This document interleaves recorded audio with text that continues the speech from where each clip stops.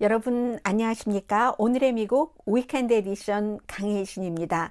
이번 주는 사실은 월요일이 컬럼버스 데이냐 아니면 컬럼버스 데이를 여러 의미에서 싫어하시는 분들은 원주민의 날이냐 이게 연방정부와 주정부, 시정부에 따라서 두 가지를 같이 하기도 하고 하나만 원주민의 날만 하는, 그러나 아직도 컬럼버스 데이만 지키는 그런 곳이 많죠. 그렇게 한 주일을 시작을 했고, 그리고 이번 주에 미국에서도 북한이 여러 방면으로 이제 한국의 군사력으로 위협적인 그 도발을 한 것이 있습니다만, 그 내용은 이제 내일 한국 밖에서 본 한국 시간에 전해드리기로 하고요. 가장 중요했었던 것은 이제 그 트럼프 전 대통령이 의사당 폭동 사건으로 인해서 그 사건의 주범이라고 폭동사건위원회 조사단은 주장을 하고 있고, 증인으로 출석을 해라 하는 그 만장일치 투표가 있었던 건, 이게 도대체 무슨 영향은 미치기는 미치는가, 중요한 부분을 전해드리고요. 그리고 로스앤젤레스의 라티노 그 시의원들과 노동조합의 회장이 인종차별적인 발언을 해서 이건 정말 큰 문제입니다. 로스앤젤레스뿐만이 아니라 전국적인 정치인들도 개입을 해서 본인의 의사를 밝히고, 제일 중요한 것은 민주당의 위기, 그리고 더 나아가면 사실 아직까지는 그만큼 지적하는 매체는 제가 보는 주요 매체 가운데 별로 없습니다만 미국의 문제이기도 합니다. 중간선거 얼마 남지 않았고요. 이번 중간선거에서 가장 그 여러 가지 정치와 상관없이도 사람들에게 생각을 해주게 하는 부분은, 이게 아무리 당파 정치라 하더라도 후보가 좋으면, 후보가 나쁘면, 아주 좋거나 아주 나쁘거나 하면 그것을 뛰어넘을 수 있구나. 아주 좋은 후보라면 당파 정치의 그 강함도 깨부술 수 있구나. 이건 인생에도 다 적용되는 것 아닌가요? 그런 것들을 전해드리고, 약간의 경제 뉴스와 함께, 경제 뉴스는 이제 지켜봐야지 되는 그런 그 시점이기 때문에요.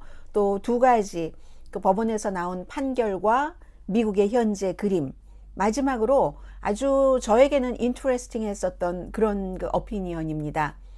블라디미르 푸틴은 니키타 프루시초프처럼 내려갈 것인가?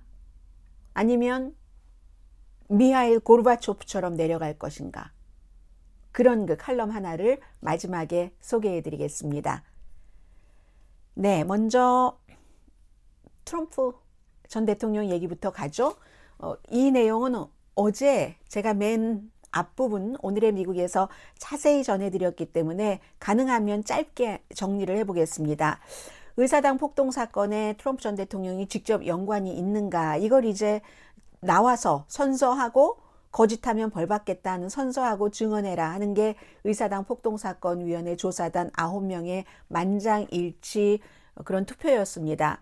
기본적으로 그저께 한참 생각을 했었던, 이 사건을 형사사건으로 누구누구를 이렇게 조사를 해 주십시오 하는 권고안을 법무부에 보내느냐 안 보내느냐, 거기에 대해서는 투표하지 않았습니다. 대신 전직 대통령을 이렇게 나와서 분명히 선서하고 나서 여러 가지 우리의 질문에 대해서 답을 해라, 우린 질문이 쫙 마련돼 있다 했었던 것인데, 그런데 이제 트럼프 전 대통령이 나간다 나가지 않는다 얘기는 하지 않으면서 의사당 조사위원회 그 자체를 굉장히 부정하고 지금까지 해왔었던 모든 거짓 주장을 재탕합니다. 이 거짓 주장 재탕은 미국에서 표현의 자유로 보호될 수도 있습니다. 왜냐하면 선서를 하고 한 얘기들이 아니기 때문에. 그래서 이제 그 전부터, 선거가 있기 전부터 사실은 무조건 이긴다고 밀고 나가자 하는 기획을 했다는 것, 그리고 선거가 끝나고 나서 본인이 내가 졌네, 아니 저 F자로 설명되는 바이든에게 지다니 하는 것을 백악관의 공보 담당 보좌관에게도 얘기를 했고, 합참 의장에게도 얘기를 했다는 것, 대통령 집무실에서.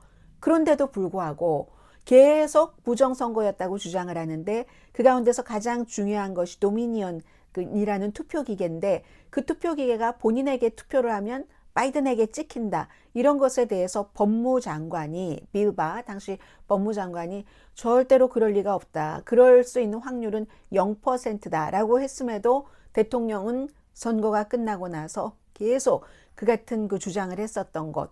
그리고는 이제 그 무장 단체들과 연관이 지어지고 비밀 경호원은 몇 주일 전부터 이 같은 무장 단체들이 의사당에 오면은 폭동을 일으킬 것이라는 것을 예상을 했었다는 이런 그 증언들도 쭉 나왔습니다. 그리고 의사당 폭동 사건은요, 날짜까지 아예 트럼프 전 대통령이 박아서 1월 6일에 의사당으로 모여라. 그리고 그 자리에서 그때 연설을 하고 나도 의사당에 가겠다. 의사당에서 멀리 떨어지지 않은 곳에서 연설을 하고 이번에 또 발표된 것이 보니까 정말로 그곳으로 가려고 했었는데 비밀 그 경호팀이 대통령 경호팀이 막 대통령의 손목을 쥐고 막았다는 것이 그대로 증언으로 나타났고 그 모든 사람들의 증언은 전부 거짓이면 벌받겠습니다 하는 선서를 하고 한 증언입니다. 그 사이에 의사당 폭동 사건이 있었을 때 낸시 펠로시 하원 의장이나 척 슈머 민주당의 상원 원내대표나 이 사람 저 사람 버지니아 주지사, 메릴랜드 주지사 등등에게 전화를 걸면서 우리를 도와달라. Help us. 여기 지금 갇혀 있다.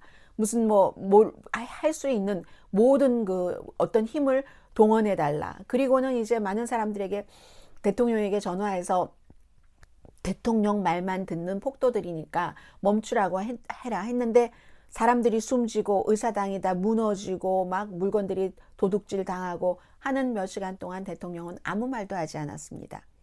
그런 그 과정들이 쭉 보여졌고 이 부통령도 어디엔가 숨어 있으면서 계속 낸시 펠로시 하원 의장과 전화 통화를 했는데 계속은 아니고 전화 통화를 했는데 이 두 사람의 전화 통화는 대통령 다음으로 넘버 2, 3의 사람들이잖아요. 통화를 하면서 이 부통령은 대통령으로부터 끊임없이 그날 폭동 자체가 바이든을 선언하는 날이었기 때문에 차기 대통령으로 그걸 부통령이 하지 못하도록 막기 위한 폭동이었잖아요. 그런데도 부통령은 처음에는 그런가 하다가 나중에 여러 전문가들의 얘기를 듣고 아니면 본인이 그걸 선언하지 않으면 본인이 감옥에 가게 생겼거든요.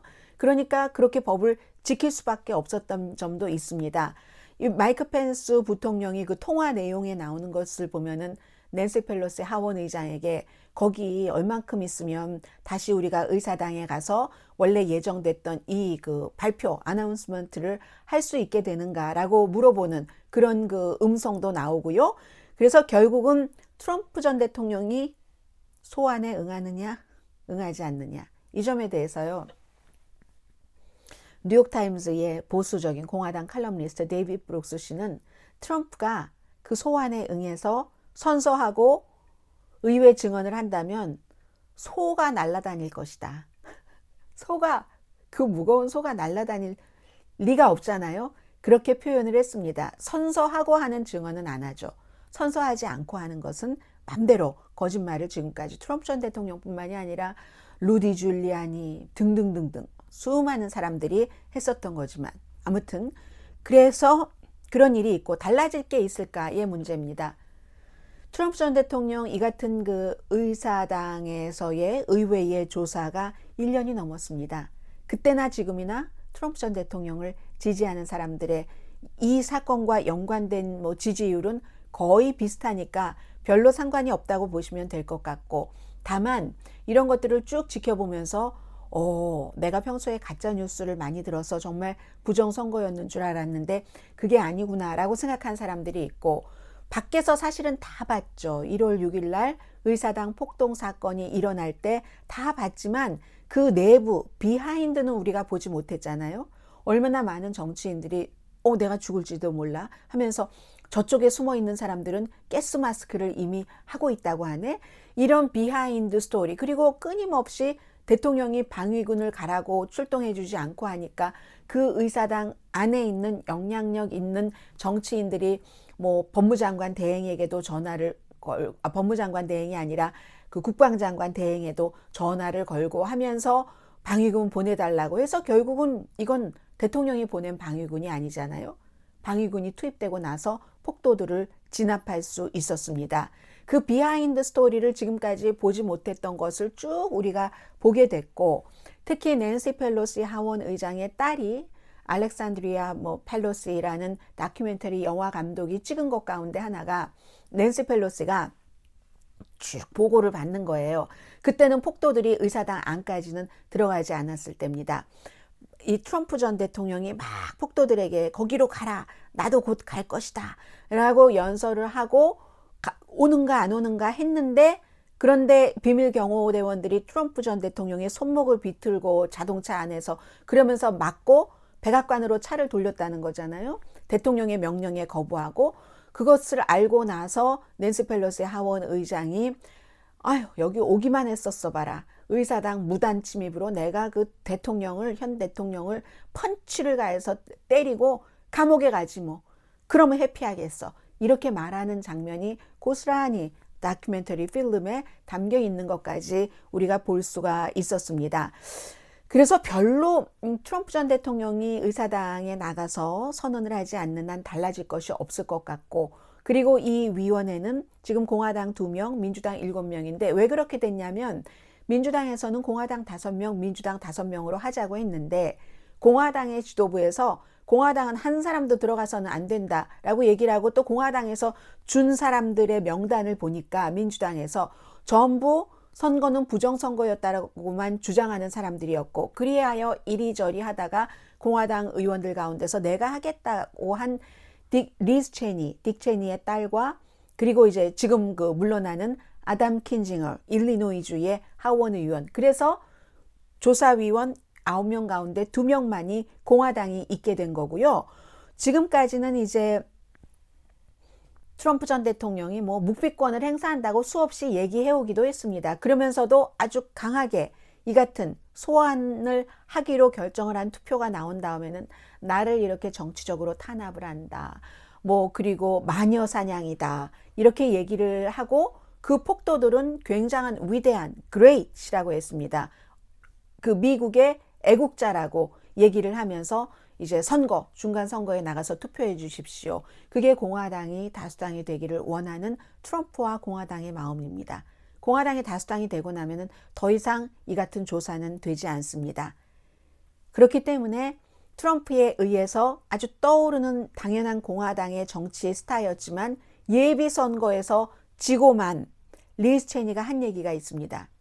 지금까지 미국이 거의 250년 독립을 유지해 오면서 독립을 하고 그 민주주의를 가꿔온 것처럼 그런 미래를 보려면 이 같은 역사는 그 의회가 처참하게 도륙당한 그런 역사는 정리를 해야지 된다. 정리를 하고 분명히 밝혀야지 된다. 한국에서 수없이 일제 청산을 못해서 그랬다. 분명하게 그렇게 얘기하는 것과 마찬가지 얘기를 리즈 체니 부위원장이 조사위원회에 그렇게 했었던 것이고요.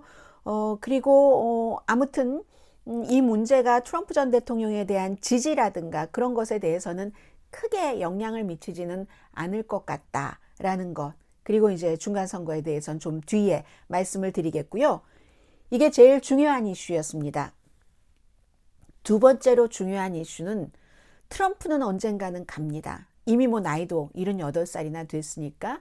그런데 트럼프가 가고도 미국에서 남아있는 문제는 인종입니다. 그리고 사실 트럼프 전 대통령도 백인 우월주의자였죠. 완벽하게. 백인 우월주의자를 위한 백인 우월주의자로서의 정책을 펼쳤는데, 그런데 소수 인종들이 자신들을 정말 비아냥거리고 비난하고 하는 것을 아는지 모르는지, 아니면 본인들은 소수 인종이 아니라고 생각하는지 백인 우월주의적인 트럼프 전 대통령을 아직도 강하게 한인 가운데서도 지지하고 계시는 분들이 계시는 겁니다. 지지하는 것은 정말 자유죠. 그건 본인들의 선택의 자유고, 세금 정책이 좋아서, 이민 정책이 좋아서, 여러 가지 무역 정책이 좋아서 지지하실 수는 있으나 인종 차별적인 부분까지도 나는 그가 좋아 라고 지지하신다면 그건 이제 좀 자존심이 없는 것이라고 말씀드릴 수 있고요. 저는 왜냐? 이민자로서 방송하는 사람이니까. 그렇죠? 그리고 이제 그 같은 인종 문제를 말씀을 드리겠습니다.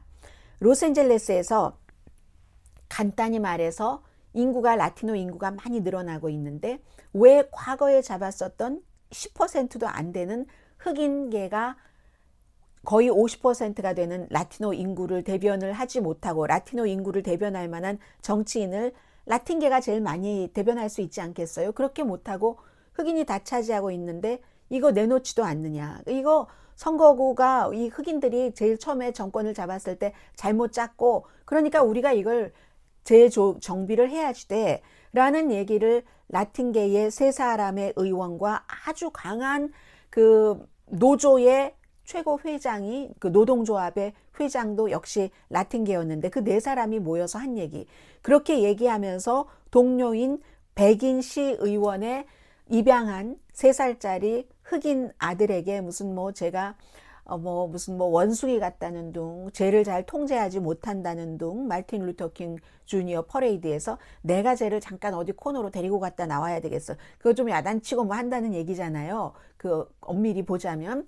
그런 얘기를 해서 한 사람은 거기에 케빈 들레온이라는 시의원은 동조를 했고 그런 말을 한 주체는 그 누리 마티네즈라는 시의장이고 그래서 이제 그 문제로 인해서 결국은 시의장과 그 누구죠? 이 노동조합의 회장 에레나 무슨 에레나죠? 란 에레나인가요? 그 사람은 사임을 했습니다. 나머지 2명이 남았어요. 지금 케빈 들레온 약간 추임새를 넣은 그리고 추임새는 넣지 않았지만 말리지 않은 길세디오 이 2사람은 아직 나가지 않았고 여기에 대해서 이 2사람도 나가야지 된다라고 대통령부터 전에 시의장을 지냈고 현 LA 시장인 에릭 가세리 그리고 무슨 뭐 많은 LA 시의장 출신의 정치인이라든가 이런 모든 사람들이 인종차별적인 언어는 미국에서 인종이 가장 다양한 도시 로스앤젤레스에서 막강한 파워를 갖고 있는 시의원들 사이에서 시청에서 그런 말이 나오면 안 되지. 다 물러가라 라고 얘기를 하고 있고 이 2사람은 아직 물러가지 않고 있습니다. 물러가지 않고 있는데 이게 이제 결국은 라티노 커뮤니티에는 큰 교훈이 됐을 거고요. 아, 사적으로 설령 부분적으로 라티노는 오랜 동안 뭐 노예제도 있었고 뭐 식민제도도 있었고 하니까 그런 말들을 그 국가에서 라틴 아메리카에서 흔하게 한다 하더라도 지금처럼 정치력이 막 꼽히는 그런 시절에 정치 무대에서 그런 말을 하면 안 되는구나. 그리고 그런 생각조차도 고쳐 먹어야지 되는구나. 라고 교훈이 됐겠죠. 큰 교훈이 됐을 겁니다. 그런데 참 불행하게도 이 모든 사람들이 다 민주당이에요. 민주당이 소수인종의 권리를 막 얘기를 하고 하니까 그 민주당이 이랬다는 것은 민주당 자체에도 굉장한 경고가 되는 거죠. 아무튼 시는 변하고 있고 그 변화는 인구에 비해서 권력은 딱 그 아프리칸 아메리칸이 잡고 있고 이번에 흑인만 비난한 게 아니라 흑인 옆에서 같이 일을 하는 백인도 비난했고 알메니아에게도 지네만 챙겨 하면서 비난을 했고 유택에는 쟤네는 또 이 흑인 그쪽에서 피해를 볼 것 같은 곳에서는 싹 빠졌어. 이런 여러 가지 얘기가 나왔는데 민주당이 중심이 된 이런 그 인구가 다양한 도시에서 한 도시에서 미국에서 2번째로 큽니다. 인구가 거의 400만 명 되고요. 카운티는 1000만 명 되고요. 그런 곳에서 인종들이 화합하지 못하면 뭐가 되겠습니까? 그 밥이 완전히 서른 밥이 되거나 탄밥이 되거나 맛있게 먹을 수 있는 밥을 만들 수가 없는 정치 환경이라는 겁니다. 진보의 요새잖아요. 또 로스앤젤레스가 민주당이라는 진보의 요새에서 지금 2사람은 물러나지 않으면 정치 경력이 끝날 확률이 높고 그렇지 않아도 물러나도 정치 경력이 끝날 확률이 높죠. 물론 길가세리 그 시의원 같은 경우는 이미 예비선거에서 졌기 때문에 12월 11일이 지금 그의 그 날짜가 끝나는 때거든요. 그런데 명예롭게 퇴진하느냐 사임하는 식으로 퇴진하느냐인데 원래 시의회의 규정이 60일 동안은 시의회 미팅에 나가지 않아도 그 자리는 지킬 수 있게 됩니다. 길세디오는 지금부터 시위대가 많으니까 너 물러나라 하는 시위대가 많으니까 시의원 모임에 가지 않고 자리를 끝내 지킬 수는 있지만 그렇게 해서 지켜본들 그게 또 어떨까? 지금 이제 본인 성찰하는 시기라고 하는데 자존심과 아니 그 정도 개인적으로는 할 수 있는 말 아니야? 라고도 할 수 있고 아니 나는 말을 한 것도 아니잖아. 말리지 않았을 뿐인데 라고 생각할 수도 있을 겁니다. 그리고 이제 그 케빈 들레온 시의원의 경우는 본인이 그 백인이 뭐 흑인 아이를 액세서리처럼 말이야 아주 고급 가방처럼 가지고 다니면서 말이야 이런 얘기는 했거든요. 그래서 이제 그게 문제가 되고 인종이 제일 중요한 겁니다. 공화당도 마찬가지예요. 공화당도 지금 그 엘라바마의 상원 후보에 나가는 타미 투버빌이라는 공화당 후보가 한 얘기가 노예의 후손은 모두 범죄자다. 이런 얘기를 했어요. 2021년에. 그런데요. 그 후보에게 그 얘기를 들은 수많은 사람들이 엄청 강하게 박수를 쳤습니다.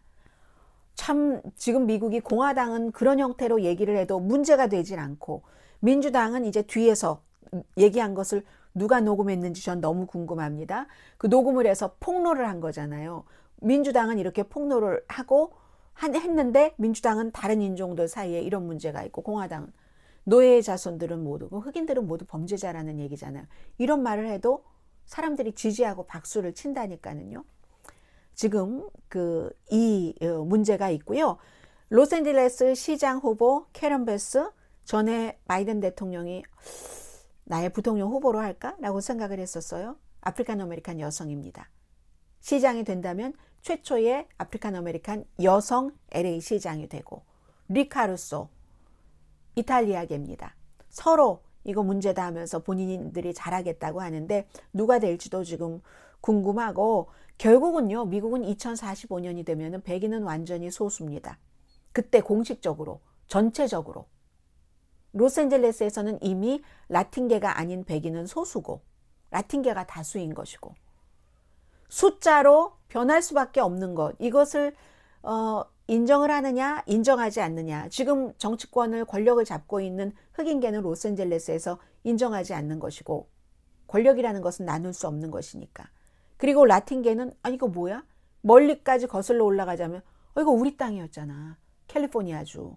우리 땅을 말이야. 아무튼 우리가 아닌 다른 인종들이 차지하고 나서 이게 뭐지? 이렇게 생각할 수 있는 것이고 이게 정말 큰 문제. 이번에 이제 로스앤젤레스에서 어떤 중요한 문제가 부각이 돼서 사람들이 더 많은 생각을 해보게 되겠죠. 엘라바마 몽고메리 레가시 뮤지엄에 가면은 그런 표지판 아무튼 그런 것들이 적혀 있답니다. 벽에 딱딱 붙어 있는데 저는 그곳에 못 가봤습니다. 뭐 예를 들어서 흑인은 N자로 쓰는 것은 해가 지면은 여기 올 수 없다. 그리고 또 다른 표지판은 해가 지면 이제 표현을 약간 달리하는 거예요. 백인만 허용한다. 이 도시에서. 그리고 또 다른 곳은 흑인을 표시하는 N. 그렇지만 푸에르토리칸이나 멕시칸은 허용한다. 그리고 또 다른 표지판은 우리 백인 커뮤니티에는 only 백인 테넌트만 있다. 이거는 뭐 에이시안들도 올림픽에서 수영 메달리스트가 된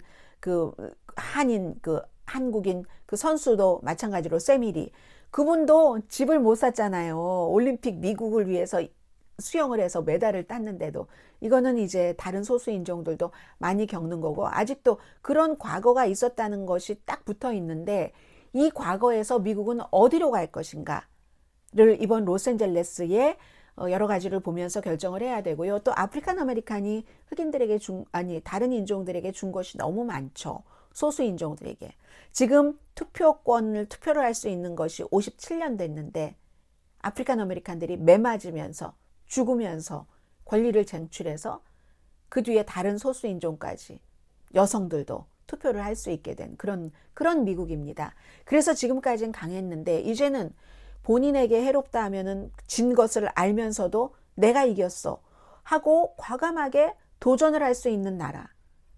그리고 다른 인종끼리 서로 싸우는 나라가 됐으니까 이걸 어떻게 고쳐 나가느냐에 따라서 미국의 미래가 결정되는 거겠죠.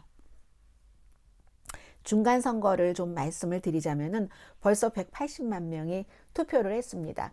이건 이제 사전 투표, 우편 투표가 시작돼서 그렇게 된 건데 조지아주를 보면서 후보가 좋으면 당파나 모든 것도 이길 수 있구나 하는 것을 말씀을 드리겠습니다. 모든 주에 공통적으로 통용되는 거고 뉴스를 하는 저로서는 이러한 룰이 꼭 정치에서뿐만이 아니라 모든 곳에서 다 적용됐으면 좋겠다. 오늘의 미국을 듣고 계시는 분들이 농사를 짓는 일을 하시던, 어떤 무슨 마켓에서 일을 하시던, 아니면 마켓을 운영을 하시던, 식당을 운영하시던, 식당에서 음식을 손님 상에 내다 드리는 일을 해주시는 분들이건, 모든 분들에게도 이 같은 공정함이 어느 때가 되면 처음에는 조금 부당하게 느껴질 수도 있지만, 트릭을 쓰는 사람들과 비교를 할 때 어느 때가 되면 통하면 좋겠다, 제가 그런 마음을 갖게 됐습니다. 주지사는 공화당이 유지할 수 있고, 또 조지아주에서 저희 방송을 듣고 계신 분들도 상당히 많이 계시는데, 상원 의원은 지금으로서는 민주당이 유지할 가능성이 조금은 높아 보이는데, 주지사는 거의 지금 공화당 주지사가 되는 게 확실해 보이고, 상원 의원은 아직은 확실하진 않습니다. 주지사부터 말씀드리면, 주지사는 브라이언 캠프 공화당 현 주지사와 스테이시 에이브럼스 민주당의 정말 얼마 전까지 떠오르는 스타였었죠. 올해 초까지만 하더라도 그 스타워즈에서 그 지구에 그 유나이티드 된 대통령으로 그 카메오로 잠깐 출연을 했었는데, 요즘 많이 사정이 달라졌습니다. 왜 브라이언 캠프가 그렇게 강한가? 당연히 그 현 주지사로서 정책을 잘한 거죠. 막 경제도 좋아지고, 거기 현대 이런 곳 가면은 무슨 일할 때마다 주지사가 막 가잖아요. 그리고 일자리가 많이 만들어지니까. 교육이라든가 주택 이런 분야에서 좋은 것들이 있었고, 그에 비해서 이 민주당 도전자인 스테이시 에이브라함은 4년 전에는 불과 정말 작은 차이로 졌습니다. 작은 차이로 졌는데, 그 작은 차이로 진 것을 처음에, 나중에 승복했지만 처음에 잘 승복하지 않았었습니다. 마치 트럼프만큼은 아니지만 내가 이겼다라고 하기도 했고, 물론 이겼다고 뭐 그렇게 오해를 할 만한 부분이 있기는 있었습니다. 나중에는 고소를 했어요. 브라이언 캠프 측근 그 캠프를. 왜 고소를 했냐면, 브라이언 캠프가 그 주지사 선거 나가기 전에는 이 선거를 관리하는 총무처 장관이었는데, 뭔가 소수 인종이 투표하기 힘들게 뭔가를 규칙을 만들었다는 거예요. 그렇게 해서 고소까지 했는데 10월 3일에 연방법원에서 그런 것 없었다라고 판결을 내렸습니다. 그 판결을 내린 판사는 오바마가 지명한 판사입니다. 그런 문제가 있었고, 그리고 바이든 대통령의 인기가 얼마 전까지 굉장히 없었고, 인플레이션, 민주당이 인기가 없도록 돼 있잖아요, 경제면에. 그런데 브라이언 캠프 주지사가 일을 잘하니까, 그러니까 이게 안 되는 겁니다. 그래서 그 주지사 선거는 뭐 어제 질 바이든 여사가 가서 스테이시 그 에이브람스를 지지를 하는 연설도 하고 했지만 될 확률이 별로 없어 보이고요. 이건 트럼프 전 대통령에게 트럼프 전 대통령이 그렇게 압박을 하고 내가 이겼어 조지아주에서 했어도 그 사실에 대해서는 인기 있는 트럼프 전 대통령에게 굴복하지 않았잖아요. 그건 이 주지사가, 현 주지사가 트럼프를 공식적으로 그렇게 그 부분에 대해서 지지하지 않으면서도 공화당 표를 계속 가지고 갈 수 있다는 거잖아요. 브라이언 캠프가. 그에 비해서 스테이시 그 에이브람스는 뭔가 좀 무리한 주장을 했었던 것, 이런 것들이 그 표를 좀 떨어뜨리는 역할을 한 거죠. 정치 환경이 아무튼 많이 그 달라진 것, 그런 것들이 되고, 그래서 아무리 그 에이브람스가, 아니 브라이언 캠프 주지사가 트럼프의 그 반역적인 그 주장에 가담하지 않았다고만 그게 뭐 죄가 없는 것인가, 그게 거짓말이라고 더 적극적으로 했어야지 되는 거 아니야 했는데, 그러다가는 또 트럼프 지지표는 또 잃어버리죠. 그래서 이제 그렇게 되는 것이고, 그리고 또 상원의원 선거를 말씀드리자면, 현재의 민주당 상원의원이 2021년부터니까 불과 얼마 많이 안 했어요. 거기도 특별선거였기 때문에 라파엘 워너 목사 출신이죠. 그 마틴 루터 킹 주니어 목사가 심우했던 곳에, 그곳에 이제 담임 목사였는데, 이거는 상대가 너무 약한 겁니다. 공화당의 후보가 아무리 트럼프 전 대통령이 지지한 후보라고 하더라도. 트럼프 전 대통령은요, 이 조지아주에서 브라이언 캠프가 본인이 말하는 대로 이거 선거가 조작됐어 이렇게 안 해주니까 브라이언 캠프를 떨어뜨리기 위해서 후보를 내세웠어요. 본인이 지지하는 후보를 예비선거 때. 근데 그 사람이 졌잖아요. 브라이언 캠프 현 주지사가 잘하니까 일을. 그리고 역시 이 그 트럼프 전 대통령이 내놓은 허셜 워커라는 풋볼 그 선수 출신의 이 사람은 계속 그 스캔들에 스캔들만 일으키는 거예요. 뭐 하이즈만 그 트로피까지 받은 그런 선수인데 이런 문제 저런 문제 제일 레이티스트가 뭐 여성에게 낙태하라고 돈 줬다고 하는데 본인은 낙태는 어떤 경우에도 안 돼 하고 내가 언제 그랬어 라고 해도 그 말이 별로 소용이 없는 거죠. 왜냐하면 아들이 저 사람은 저런 말을 할 자격이 없다. 나와 우리 어머니가 뭐 살해한다는 협박에 따라서 6개월 동안 6번이나 집을 옮겼고 저 사람은 뭐 4명의 다른 여성들에게 4명의 혼외 자식을 낳고 그리고도 낳지 말라고도 또 막 낙태하라고 하고 했었던 사람, 가정은 전혀 돌보지 않는 남자. 이렇게 아들이 그 친아들이 얘기를 했기 때문에 이 레이티스트 스캔들도 있는데 문제는요. 이 레이티스트 스캔들에 대해서 아주 유명한 팟캐스터라든가 이런 사람들이 그 사람이 뭐라고 말했던 난 상관 안 해. 공화당이 상원을 지키기만 하면 되니까. 이런 사람들도 있습니다. 있지만 중도층은 그렇지 않잖아요. 중도층은 꼭 그렇게 트럼프가 지지했다고 해서 허셜 워커라는 결점이 많아서 스캔들 내고 또 스캔들 계속 정치도 모르고 하는 사람에게 투표를 할 필요는 없잖아요. 그렇기 때문에 라파엘 워녹이 조금 현재로서는 유리하다.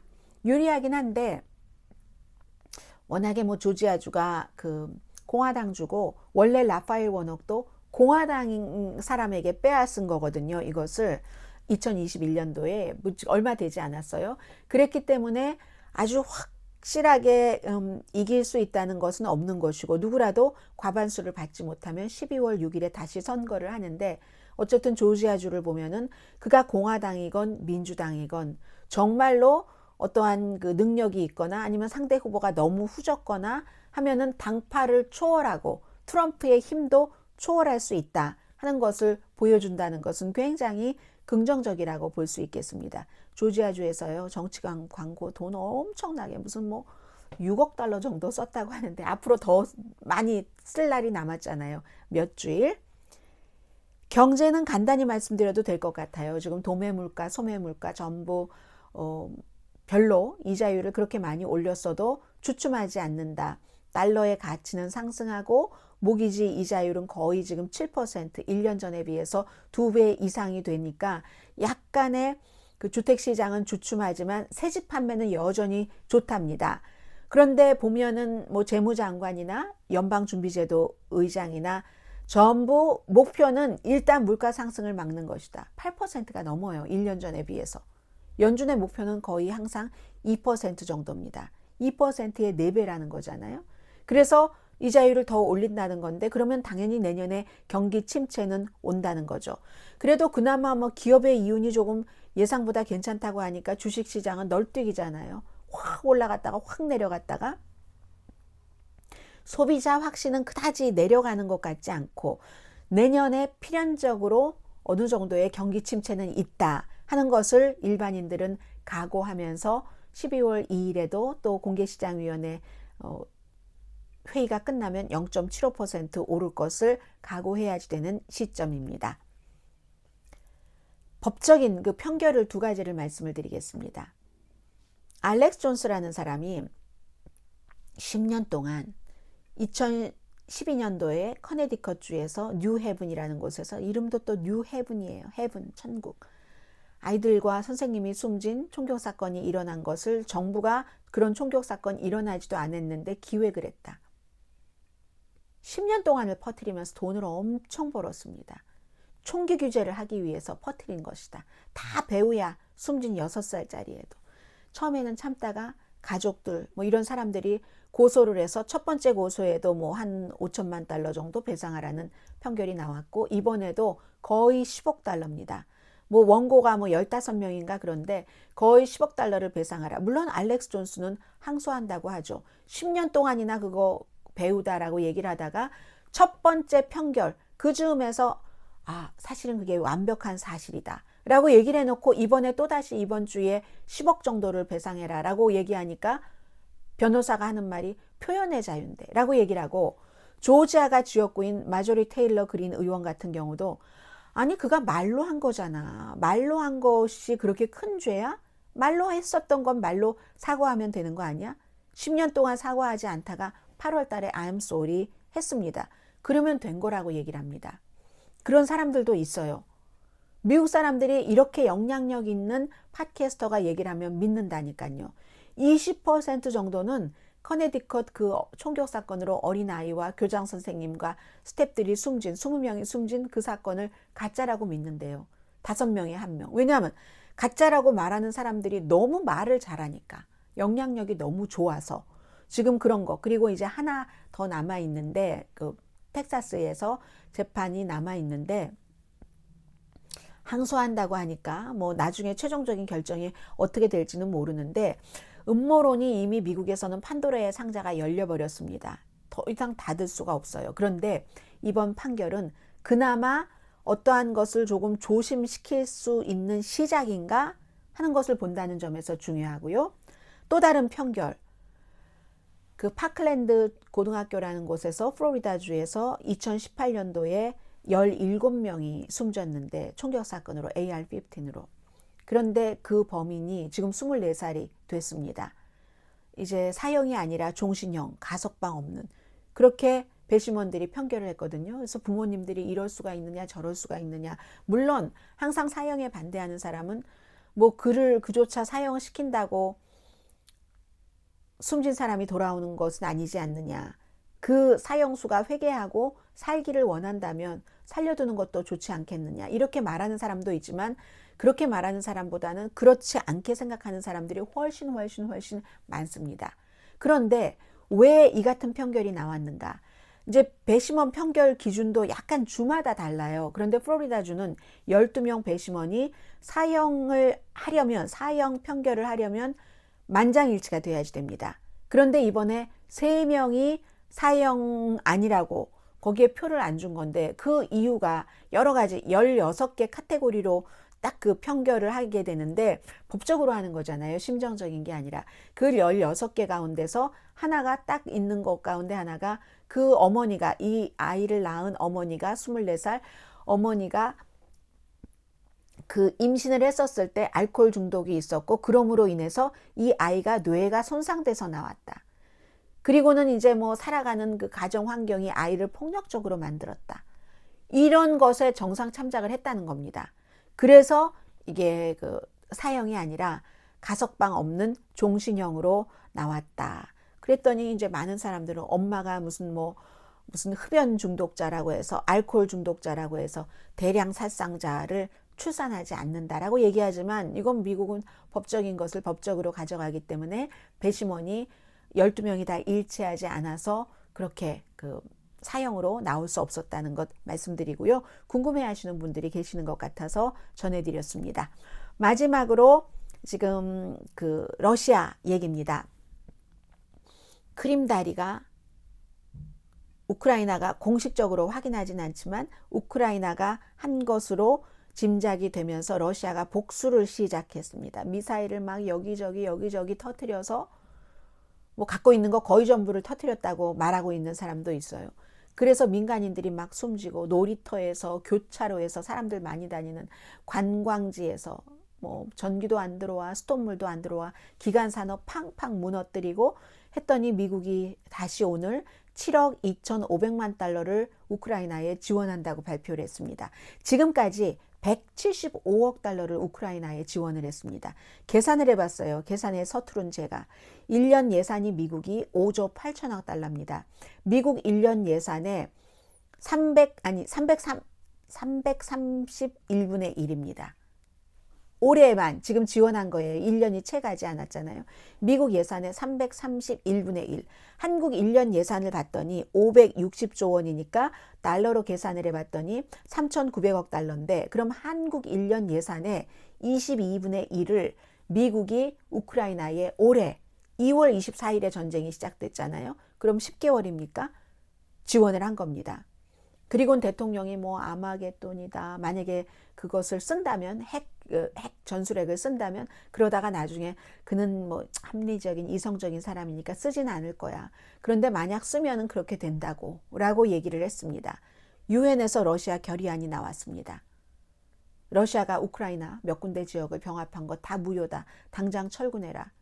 한국은 여기에 찬성표를 던졌고, 북한은 NO, 시리아, 벨라루스, 나이지리아와 함께 노 하고 러시아 편을 들었습니다. 여기서 제가 월스트리트저널의 패기 누난이라는 공화당인 보수적인 칼럼니스트의 칼럼을 좀 소개를 해드리겠습니다. 이 같은 상황 쫙 앞에 설명을 했어요. 한마디로 스트롱맨이, 이 독재자가 위크맨으로 돼가고 있다. 약한 사람이 돼가고 있다. 위험한 포지션이다 지금. 그러면서 기본적인 전술 자체는, 전략이나 전술이나 전황 자체는 양쪽이 지금 긴 겨울을 준비를 하고 있죠. 러시아는 징병을 해서, 우크라이나는 그 애국심의 사기로, 또 서방 세계의 무기 지원으로 이렇게 긴 겨울을 준비를 하고 있고, 현재는 우크라이나가 조금 뭐 땅을 유리하게 조금씩 찾아가고 있는데, 그런데 푸틴은 후르시초프처럼 될까? 고르바초프처럼 될까? 이미 러시아 내부에서 권력을 받쳐주고 있는 기반이 있잖아요. 그 기반들, 엘리트층에서 푸틴에 대한 신뢰나 복종력이 줄어들었다는 것을 바탕으로 두고 쓴 칼럼입니다.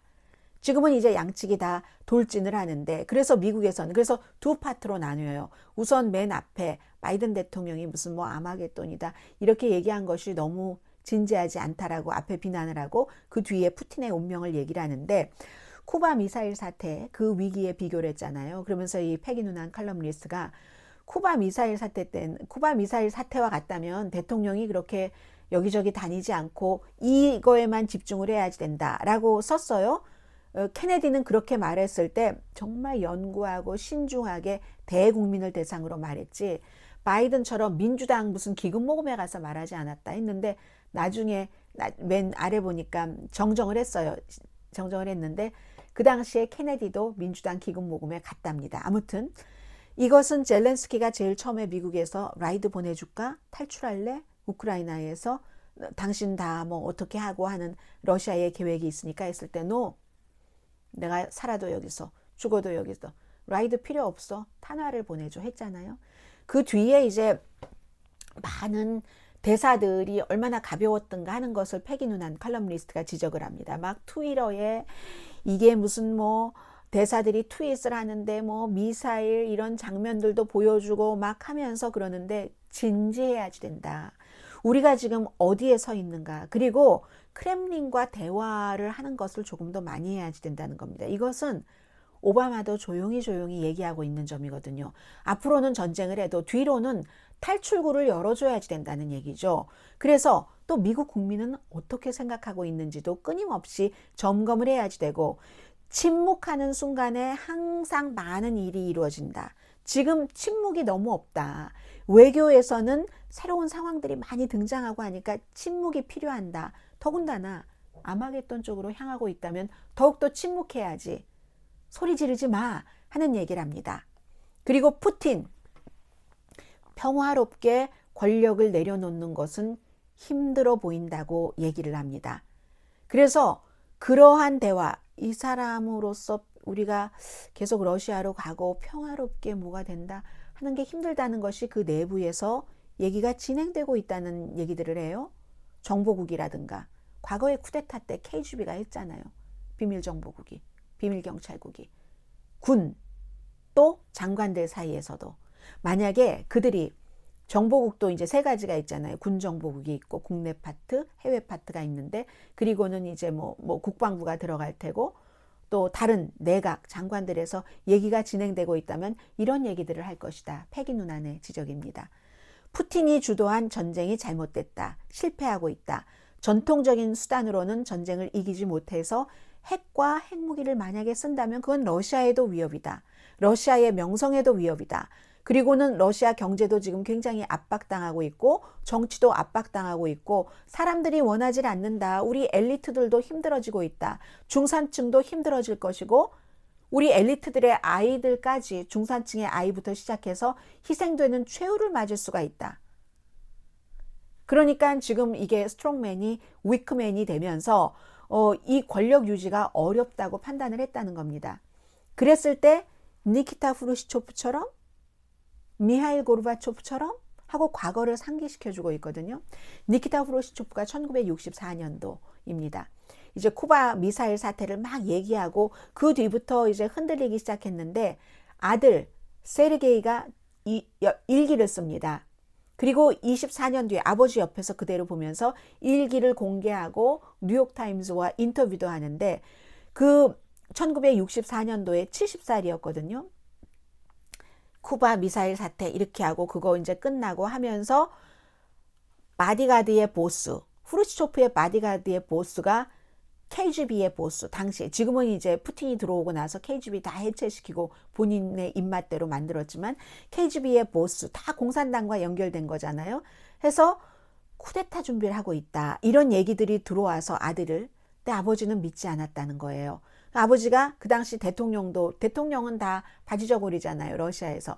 대통령에게 물어보고 그러다가 아무튼 흑해로 갔어요. 그 러시아 대통령은 흑해에 집이 있고 하니까 흑해로 갔는데 전화를 받았습니다. 빨리 돌아와야 되겠다. 모스크바에서 긴급 회의가 있다. 해서 알았다는 거죠. 비치에 딱 보니까 예사롭지 않게 막 경비원들이 있고 보트도 있고 한다는 거예요. 당의 미팅에서 쿠데타가 진짜 일어난 거예요. 그 쿠데타 리더가 후르시초프 당신이 잘못했어 하고 비난을 한다는 거예요. 족벌주의 등등 해서 내가 좀 무례하고 루드했다는 것은 인정했지만 다른 것은 인정하지 않았는데 결국은 후르시초프는 건강 때문에 은퇴한다 하는 보도가 타스 통신을 통해서 뭐 국영 매체를 통해서 나오고 1971년도 그 다음 해에 사망해요. 사망하는데 그전에는 완전히 에어브러쉬된 잘 공작된 사진 가드닝하는 뭐 말년에 후르시초프 하는 것이 보이고 그리고는 1년 뒤에 사망을 합니다.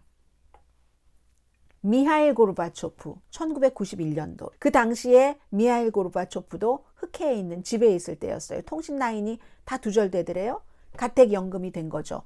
왜냐하면 그때 바르샤바 조약기구 사람들이 막 이제 자유를 찾고 그러니까 그때는 구소련이었으니까 아니 러시아 연방 국가들도 그러면 어때? 근데 그 고르바초프는 그런 것을 막지를 않았던 사람이잖아요. 그렇게 한다면 구태여 억지로 막 KGB를 동원하고 러시아 군대를 동원하고 막는 거를 안 했습니다. 그게 군대나 KGB는 싫었던 거예요. 쿠데타를 시도를 했죠. 이 고르바초프를 내려야지 되겠다. 그랬는데 모스크바로 막 탱크를 보내고 방송국을 막 그 군합발이 침투를 하고 그러면서 고르바초프는 건강상의 이유로 물러납니다. 군중들이 막 거리에 나와서 막 민주주의 시위가 시작이 돼요. 그때 민주주의 시위의 선봉에 옐친이 나옵니다. 보리스 옐친이라는 사람이 막 저항의 선봉자로 나와요. 고르바초프가 쿠데타가 실패했기 때문에 모스크바로 돌아오긴 했는데 그때는 이미 모스크바는 옐친의 모스크바가 돼버리고 말았습니다. 몇 개월 뒤인 크리스마스 날에 고르바초프가 사임을 하죠. 옐친은 구소련 연방은 끝났다 하면서 러시아, 그때부터 러시아가 됩니다. 작별연설에서 고르바초프는 얼마 전에 숨진 그 고르바초프가 다른 나라들의 자유나 이런 것들을 인정을 했지만 구소련이 해체되는 것은 원치 않았습니다. 그걸 연설에서 얘기를 했죠. 구소련이 해체되고 분열되는 것은 반대한다. 왜냐하면 그 분열된 조각들의 위협을 경고를 했습니다. 그리고 나서 옐친은 푸틴을 이제 그 국내 정보국의 국장으로 앉히고 푸틴은 자신에게 불리한 곳을 쫙 해체시킵니다. 과거 KGB 출신이었기 때문에 그런데 나는 KGB가 쿠데타를 일으킬 때 그땐 쿠데타 일으킬 땐 사임을 했어. 이렇게 얘기하면서 본인의 입맛에 맞게 정보국을 이제 세 개로 이렇게 쪼개서 나뉘어 놨다는 거죠. 그래서 본인에게 해가 되는 기관은 해체 완전히 시키거나 손상시켰다는 겁니다.